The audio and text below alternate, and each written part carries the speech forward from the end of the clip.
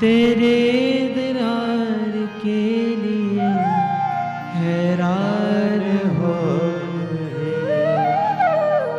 इस प्रकार का कीर्तन हो और लोग तब भी सोते रह जाएं, बड़े कलाकार हैं। हमारे कन्हैया तो नहीं सो पाए महाराज। कन्हैया के कान में कीर्तन पड़ा तत्क्षण महाराज उसी समय कन्हैया की निद्रा भंग हो गई। अब कन्हैया की निद्रा भंग हुई तो महाराज निद्रा भंग होते ही हमारे कन्हैया ने क्या विचार किया। निद्रा भंग होते ही हमारे कन्हैया, भाई बच्चे हैं, बच्चों का काम क्या है, या तो सो या रो, दो ही काम है बच्चों के। तो कन्हैया उठते ही रोने लगे। बच्चों का सबसे बढ़िया अस्त्र है महाराज, अपने हाथ में काम हो तो अच्छा, नहीं हो तो रोना शुरू कर दो, घर वाले अपने आप आकर देखेंगे। तो कन्हैया ने रोना शुरू कर दिया, परंतु इतनी ध्वनि में रुदन किसको सुनाई देगा महाराज। कन्हैया ने रोते रोते देखा कि मामा जी ने मेरे लिए मोटर कार भेज दी। मामा का स्नेह नित्य प्रति बढ़ता ही जा रहा है।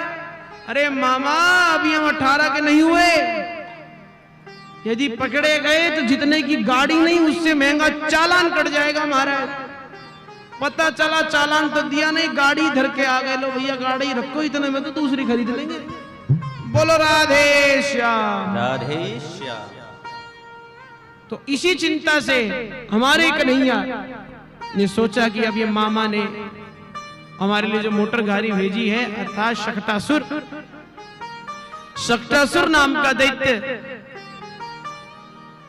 आकर बैठ गया था उस शकट के अंदर। तो कन्हैया ने उस शकट पर एक प्रहार किया, सोई शकट आकाश में उड़ पड़ी और धम्ब धरा पर आकर पड़ी। तो दृष्ट्वा यशोदा प्रमुखा ब्रजस्त्रियः औत्थानिके कर्मणि यः समागताः नन्दादयश्चाद्भुत दर्शनाः कुलाः कथं स्वयं वै शकटं विपर्यगात् यतो हि रुदतानेन पादेन क्षिप्तमेतन्न संशयः एतत् कोपि विचारयितुं न शक्नोति। महाराज नंदादि सभी ब्रजवासी यशोदादि गोपियां आश्चर्यचकित हो गई कि इतनी बड़ी शकट जिसे चलाने के लिए 2 बैल रखते हैं, उस शकट को भला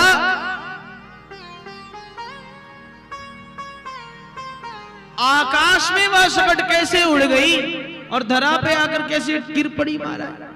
ये तो ही क्योंकि कोई ये नहीं सोच सकता कि रोते हुए बालक ने इस शकट पर प्रहार किया और जिसे शकट को खींचने के लिए 2 बैल लगते हैं, एक बालक ने पैर मारकर उसे तोड़ दिया। कोई सोच सकता है? यह हमारी कन्हैया की ही वैशिष्ट है। इस प्रकार कन्हैया ने शक्टासुर नामक दैत्य का उद्धार किया। बोलो शक्टासुर मर्दन भगवान की। शक्टासुर का कल्याण किया। एक बार की बात है, कन्हैया अपनी माता के गोद में लेटकर दुग्ध पान कर रहे थे। तो कन्हैया ने दूर से ही देखा कि तृणावर्तः शांतरयो वात्यारूप धरोहरन कृष्णम न भोगतो गंतुम न शक्नोत भूरि भार भृत। मामा जी ने हमारे लिए उड़न खटोला भेजा है।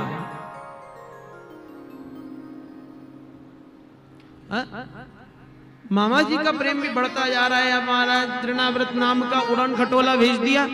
तृणाव्रत नाम का दैत्य जो चक्रवात के रूप में आया था। अब माता जी छोड़े तो उड़न खटोले में बैठे। तो हमारे कन्हैया ने क्या किया? बोले वजन बढ़ाना आरंभ किया। वजन बढ़ाना बहुत आसान, खाते जाओ, घटाने में पसीने आते हैं। बोलो राधे श्याम। हम तो कहते ही हैं कि संसार की विडंबना देखो, लोग घर से गाड़ी में जाते हैं जिम क्या करने? साइकिल चलाने। कितनी बड़ी मूर्खता और विचित्रता है। बोलो राधे श्याम, राधे श्याम। तरही कन्हैया ने वजन बढ़ाया। बिचारी मैया के बुढ़ापे के घुटने चर चर चर चर बजने लगे। नहीं, बूढ़े लोग ज्यादा पैर मोड़कर बैठ नहीं पाते, पैर सीधा करना पड़ता है। तो हमारी मैया भी वृद्धावस्था में है तो ज्यादा देर तक बैठ नहीं पाई, तो हमारी मैया ने कन्हैया से कहा, लाला 3 घंटे से दूध पी रहे हो, लगता है ज्यादा दूध पी लिया और वजन बढ़ गया, ने दूध को पचा तब फिर आकर खेलेंगे। तो कन्हैया को स्थान पर स्थापित कर कर मैया चलती घर कार्यों को देखने के लिए। इतने में तृणाव्रत नाम का राक्षस आया, बेग से कन्हैया को उठाया, कंधे पर बिठाया और चल दिया। महाराज, जैसे जिसकी भावना वैसे उसके कर्म और दृष्टि। भगवत भक्त तो व्यसनियों में भी भक्ति को ढूंढ लेते हैं। या छोटे सा उदाहरण दे, आप किसी मदपान मदिरा पान करने वाले व्यसनी को भगवत भक्तों में बिठा दो तो वो बेचारा व्याकुल सा होने लग जाता है, हर बात में हर प्रकार से अपनी मदिरा को स्मरण ही कर लेता है। यदि किसी भगवत भक्त को व्यसनियों के मध्य में बिठा दो तो वो व्यसन में भी अपने नारायण को खोज लेता है।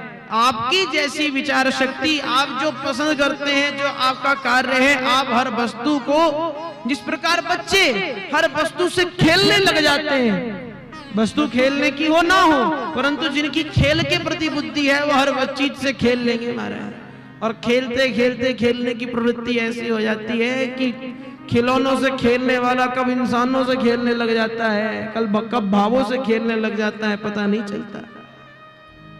खिलौनों से जितना खेलना है खेलो, परंतु किसी की भावना से, किसी के विचारों से कभी नहीं खेलना चाहिए। बोलो राधे श्यामा, राधे श्याम।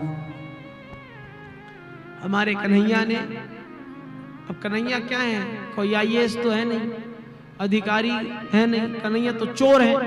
अब चोर को चौपर में बिठा दो तो क्या करेगा, वही जो कन्हैया कर रहे हैं। क्या देख रहे हैं, हो इस गोपी के घर चोरी करूंगा तो यह गली छोटी पड़ती है, यहां से निकल जाऊंगा महाराज। इस गोपी के घर चोरी करूंगा, अरे ये तो छत लगी हुई है घर की, छत ही छत से पहुंच जाएंगे महाराज कमरे। तो चोर की भांति रास्ते ढूंढ रहे हैं भागने के। हमारे कन्हैया चोरों की भांति मार्ग अन्वेषण कर रहे हैं, मार्ग ढूंढ रहे हैं कि कहां से जाएंगे, किधर को जाएंगे। परंतु जब कन्हैया ने देखा, वो चौपर के ब्रेक फेल हो गए, ये तो मथुरा की ओर भागा जा रहा है, तो कन्हैया ने अपना वजन बढ़ाना आरंभ किया। वजन बढ़ाते बढ़ाते कन्हैया का इतना वजन हो गया कि तृणाव्रत बार बार पीछे मुड़कर देखता है और कहता है कि अरे कहीं जल्दीबाजी में मैं नंद भवन का कोई काला पत्थर तो उठाकर नहीं ले आया। कन्हैया कहते हैं, अरे राम राम, मेरे भक्त पत्थर में भी मुझे देखते हैं और तू मुझे पत्थर को देख रहा है। मेरे भक्त सदैव मेरा दर्शन मूर्ति में कर रहे हैं और तू गाता फिरता है पत्थर के राधा रानी, पत्थर के कृष्ण मुरारी, है? हमें पत्थर का बना दिया। तेरी घोपड़ी को जब तक पत्थर से नहीं पटकूंगा तब तक तुझे बुद्धि नहीं आएगी। तो कन्हैया ने इस तृणाव्रत की घोपड़ी को पत्थर पर पटक दिया। सो तृणाव्रत गोविंदाय नमो नमः। बोलो तृणाव्रत भगवान की जय। तृणाव्रत का उद्धार किया।